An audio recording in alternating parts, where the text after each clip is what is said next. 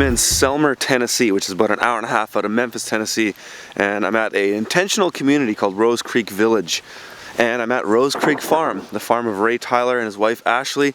They were people that I consulted for about a year ago, and I helped them totally change their farm around. And they were at a point where their vegetable production was making about $35,000 on an acre and a quarter, and I explained some things to them on how they could downsize and make more money, so they've gone down to a half an acre and they did $100,000 in sales this year. So I'm going to chat with Ray and talk about what they've done here and what's coming up. So Ray, about a year ago, you contacted me about what was happening on your farm, and what was it like a year ago to what it's like now? Okay, so a year ago we were we were just on full on 50 head of hogs a year, several thousand chickens, 150 turkeys, and then we had about an acre and a half in vegetable productions. We were doing tractor based, and so basically at the end of this time last year, we were basically hating farming. Okay, because we were working 80, 100 hours a day, making no money. Yeah. Okay, no time for my family, wife and 4 kids, and 5 kids now. 5 kids now. Yep. Having a good time with that. And so essentially, and we started this because we were looking for quality of life, time with the family, right? Yeah. Most of us, that's why we do this. Yeah. And so by the end of last year, we were like, this is not what we want for our life. Yeah. And we knew we had to make a change somehow. Yeah. Yeah. Yep. So what did the farm make in that year? Okay. So last year on the vegetable side of things was about 35,000. Okay, and that was gross for on that acre and a half. I think in the fall was pushing almost probably acre and 3/4. Okay. Yeah. And that was tractor and terrible systems. So an acre and 3/4 to 35,000 gross. Yep. And then and so then you contacted me. That's right. And you guys were looking for some change, and I told you to make some radical changes. Very radical. And so what made us contact you was listen to Permaculture Voices, which is the best thing going right now in sustainable ag, in my opinion, as far as the educational side of things. Yeah. And so I remember one summer doing tractor stuff and just hating it, and listening to this podcast and went, this guy has got something going on and I want a piece of this action, right? So we contact, I remember that first interview is me and my wife, we did it with you, Skype, that's right? Yeah. Okay. And so we told our production what was going on, and you said, man, you got to get rid of meat. Yeah. And man, I got sick to my stomach. Yeah. Because I spent 5 years of my life, infrastructure, investing in education, marketing. Yeah. And then to come to realization that I had a business that was unsustainable, and the thought that I would have to give it away cold turkey. Yeah. Yeah. Made me sick. And it wasn't that it was unsustainable. It was unsustainable economically for you, yes, right? Because we don't want to try to say to people that doing birds and doing pigs and stuff isn't sustainable economically for them or anything like that. No, it's for us. It just wasn't working for you guys. For us personally. So you had to really kind of face the music there. Exactly. And so the thing for us is that I had to come to 2 realizations. One, animals was not for us and our family. Just because, for whatever reason, we could not manage it properly to make a profit where we could live. And the second thing was, my land is weird for tractors, and we were losing money. Yeah. It was one that, it was just all that stuff. For us, we had to, my wife and I, after that first conversation, I remember on the way home, she was just like, no, she was ready. She was over it. She came to this already, and she's like, "We need to just do it." And I'm like, but who's going to feed West Tennessee with good meat? Right. There's no one out there, right? Yeah. And so it was tough, man. But I remember by the time we got home, because we had to drive to Jackson to get good enough service for Skype, right?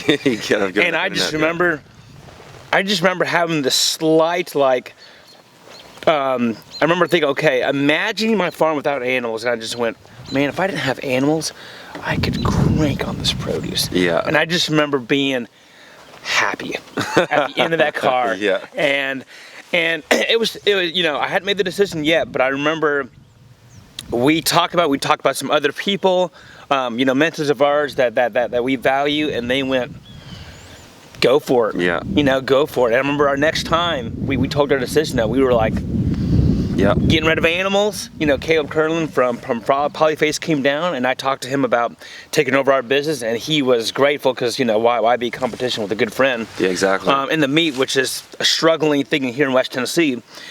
And then from then on, it was just like, let's get down to business. Let's make this thing happen. Yeah. Like, let's get real, brutal. Yeah. And, you know, and I think you told us what we needed to hear, not what we wanted to hear. Yeah, right. And it's that value. High grade education is what we needed to hear. Like, yeah. You know, with having a family, there's so many things going on that you just don't have the at least for me, I didn't have the brain cells to really filter out all these problems. And so having someone from the outside looking in at our chaos, yeah. and filter all the clutter and really go, Ray, you got to focus. Yeah. You know, we were going on an average 80 different crops, which is, you know. Which is, I've been there. You know, I've done and you know, I've just got Johnny's catalog, and it's like, oh man, what if we just like, oh, this Friday's like, no man, focus. Yeah. Focus.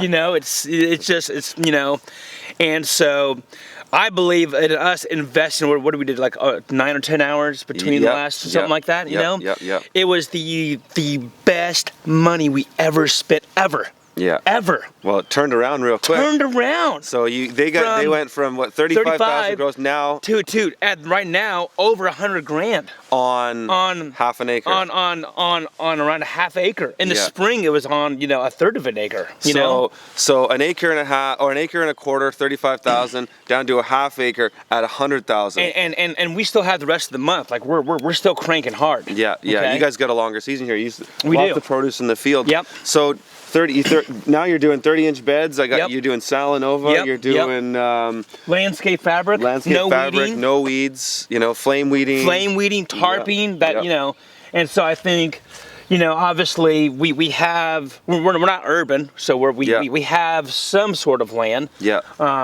And so for us, it made sense for 100-foot beds because we've really hustled this spring and got some sales outlet, and so. You know, and some of our friends told us that this model, you know, by August we were going to fail. Yeah. You know, we were told that, you know. I've heard it many times before. And you know, we didn't go, okay, we're going to do this and we know we're going to make it happen. We just went, they may be right, but we're going to give it 110%. Like, no, we want no excuse at the end of the season. Like, if it fails, that's fine. You know, we'll go somewhere else, but we have to at least try. Try it, yeah. Try for you know, it's the Mid-South, it's hot. Usually by August, people are burnt out. Yeah. Burnt out. They're ready to go get applications at Walmart. They're just sick of it, right? You know what we did? We took a week off in August, went up north. There you go. We actually had $1,000 in the account personally. Boom. And we just made it happen. Yep. Take a vacation in the middle of summer. That's awesome. It's December, and man, we're happy. Now you're revitalized. Cranking. Yeah. You're feeling fresh. Totally, man. Yeah. And it's important to have that time. Oh, totally. You know, that time off. So I'm down here because we did something on your farm, and it's a pretty cool event. I was down here. Ray's been putting this thing together with a group called Small Farms for Big Change, and he's been hosting. This is the second year now. The Market Gardeners Tool Summit. So last year Jean-Martin Fortier was here, and Adam Lemieux, and we had Adam Lemieux back this year. Myself, yourself, we had Jonathan Dysoner from from Farmer's Friend, and we had Michael Kilpatrick, who is a farm consultant and all that. So talk about the event a little bit. Yeah. So you know, and what really got us to think about this event was, so last year we had 3 really good family farms just go out of business. Okay. Yeah. And a few years ago, we had like kind of like this farm kind of circle round table, and some of these farmers were like, you know, this is a hard area to grow. Competition's hard. You know, summer's tough. Summer is brutal, right? Yeah. And so a lot of these guys, once they figure out a trade secret, you want to hang on to it because you feel like it's like it's that classic old school scarcity mindset yes, farmer that doesn't want to let anybody know what they're doing. And so what they did, they went, I've got this crop. I'm not gonna tell anybody how to grow it, because if I do, they're gonna take my business. Right. The next year, you know what? They went out of business. They were out. Yeah. They were out. And so it's keeping those secrets to ourselves. And so, so last year I was like, okay, I'd love to get JM down because I read his book, and just obviously I can read fine, but I learned the best by talking in person or seeing with my own eyes. Yeah. And so I feel like I needed someone to at least tell me a few things. And so we had this thought of, okay, well, let's just have him come to our farm, and we'll kind of like have this secret, farm going down here in West Tennessee. And then I went, you know what? No, that's completely backwards.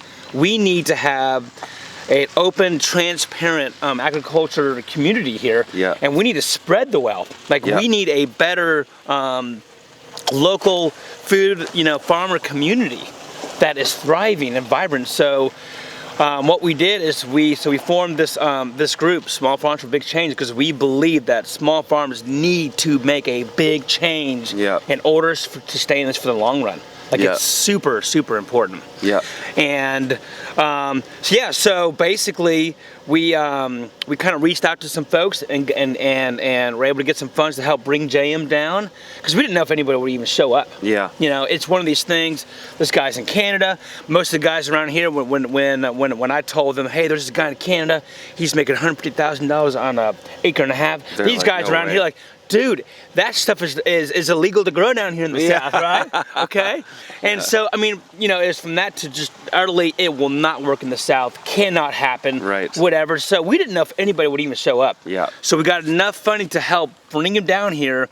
And just people came in from 15 different states. Yeah. We were blown away from people really care about this. Yeah. And I think, this year we decided to have you come down.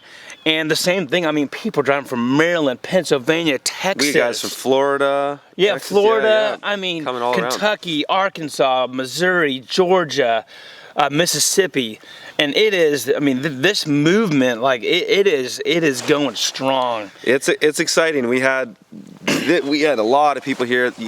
First day, second day workshop was packed. Yep, it was great. And you got something going on. It's exciting. So let's finish on talking about what's next. What are you thinking for next year? What's going to happen? Yeah. So all right. So where we're at now is, we've learned a lot on the production side of things.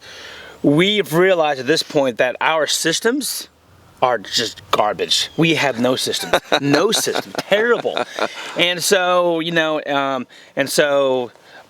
basically we've kind of realized that, we need to do consulting every single year with somebody and keep that education coming. We believe it just needs to keep happening. So this year we're going to focus on our packing shed. We're going to get that where it is just smooth sailing, right? Yeah. And then have systems for how to harvest vegetables, like have, sheets where employees can come in and have clear, because right now there's, it's just you telling them what to do. Yeah, and you know what? I'm still figuring out as I go. Yeah. And so I think if I was forced to make a system for someone else, it would make me a better farmer in the meantime. Absolutely. And so that's one thing we really have to, if anybody were to come and watch me work for a day, we've done some good stuff, but they would just be like appalled on how inefficient we are. Right. I believe we could